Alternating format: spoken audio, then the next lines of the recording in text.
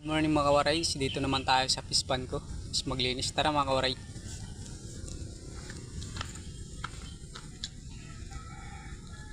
Linis muna tayo mga kawaray.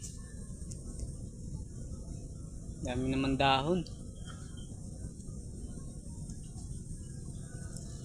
Yan kasi dito linis araw-araw eh. Hindi pwedeng hindi linisin kasi yung dahon nakatambak sa loob.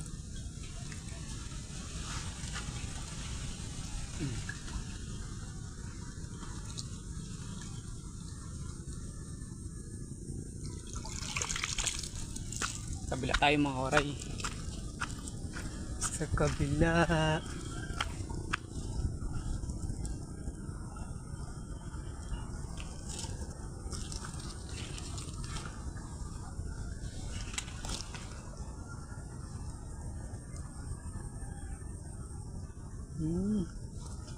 Iniiwan yung ano.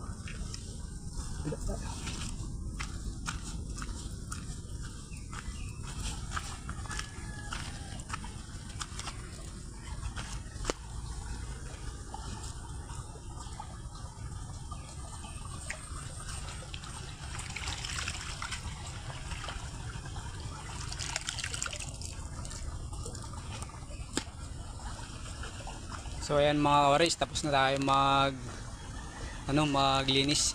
Yun, pakain naman tayo. Bye bye mga kawaray.